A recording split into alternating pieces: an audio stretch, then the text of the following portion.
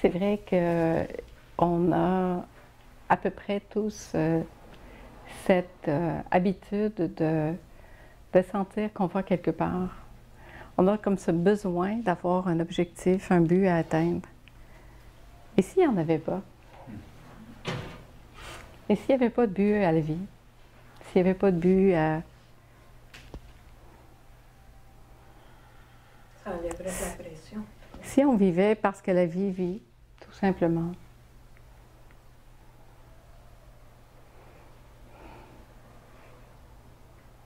Nulle part où aller, rien à faire. Pas d'effort. Ça amène aussi à laisser place justement comme au vide, au rien. Parce que si on ne voit rien plus loin, c'est comme peut-être la peur de ne pas se faire une idée de ce qui pourrait arriver. Comme se rassurer dans peut-être Ouais. je sais pas. Mais ce qui est fascinant, c'est que la peur de ça crée l'objet de la peur elle-même. Ouais. Parce que le fait d'avoir ça, puis d'appréhender, puis de se protéger, puis de se préparer, ça fait en sorte que c'est ce qui va se manifester dans ma vie. Et c'est pas parce que je fais de la manifestation, c'est parce que je ne peux voir que ce en quoi je crois. Et si tu crois qu'il faut que tu te protèges, bien, tu vas créer plein de situations dans la vie qui vont te prouver que tu as raison de croire que tu dois te protéger. Donc, il va y avoir plein de situations où tu vas dire hey, « j'ai bien fait de me protéger ». Mais est-ce que c'est parce que tu as besoin de te protéger? Non. C'est parce que ça répond juste à la croyance qui est là, c'est tout. C'est pour ça que toutes les lois de manifestation, d'attraction et tout, c'est très controversé. Et honnêtement, moi, j'ai tripé personnellement là-dessus pendant des années, mais pourquoi on fait ça? Qu'est-ce que ça donne? La vie est déjà tellement pleine elle-même. C'est tellement juste. La vie, elle n'est qu'abondance. En fait, tout est déjà là. Dans l'espace dans lequel on baigne, tout est là. Et ce que je vais voir, ce que je vais vivre, ce que je vais rencontrer, c'est juste qu'est-ce qui est dans mon champ de vision. Est-ce que j'ai ce champ de vision là, là, là? Et c'est pas moins, plus. C'est un champ de vision comme ça ou un champ de vision comme ça. On pourrait ne même pas les qualifier parce qu'il n'y a pas un plus, un moins. Mais c'est un truc de perception. Je ne peux percevoir que ce en quoi je crois parce que je ne peux pas percevoir ce que je ne crois pas. Mais quand tu te mets à voir comme ça, à ouvrir ton champ de vision, puis tout à coup, tu vas voir des choses, tu vas dire « Wow! Wow! » C'est comme si tu le voyais pour la première fois de ta vie, mais en fait, ça a toujours existé. C'est pas les choses à l'extérieur qui changent, c'est la perception qui change. C'est comme s'acheter une voiture blanche puis voir des voitures blanches partout. Il n'y en a pas plus qu'il y en avait. Mais maintenant, mon attention est plus portée sur voir des voitures blanches. Ben oui. C'est juste ça. La vie est la vie, puis elle se vit. Puis nous, on a l'impression qu'on comprend plus ou moins. Mais c'est pas la vie qui change, c'est ça. C'est ce qu'il perçoit ici. Quand tu t'ouvres à des énergies subtiles, tout à coup, tu vois plus le subtil. Mais le subtil, il a toujours existé. Il n'est pas arrivé parce que toi, tout à coup, tu vois le subtil.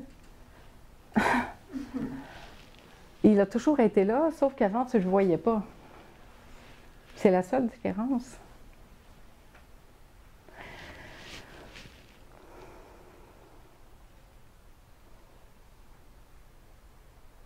Est-ce que ça répond à ta question?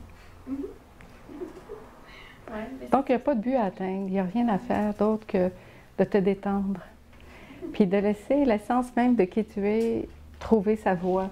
Sa voix d'expression, ça a été à travers une guitare qui a complètement transformé, une voix qui sort, une harpe qui joue, peu importe, une personne qui s'assoit et qui ne sait pas ce qu'elle va dire, mais que ça parle. C'est pas grave. Peu importe ce qu'on va faire, c'est pas ce qu'on fait qui est important, c'est qu'est-ce qui me traverse pendant que je suis en train de le faire. Parce qu'en fait, je pourrais vraiment faire n'importe quoi. Je pourrais aller vendre des beignes. S'en fout, parce que chaque beigne, je vais prendre, chaque beigne, je vais l'offrir avec cette présence-là. Et ça peut transformer des vies. Mais il n'y a pas de vie à transformer d'autre que la mienne. Parce qu'il n'y a pas d'autre. Ah! Tadam!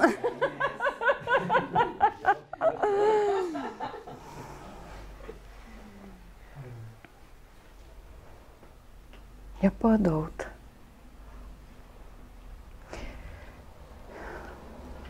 Il y a une grande souplesse à mettre dans nos vies, une grande souplesse.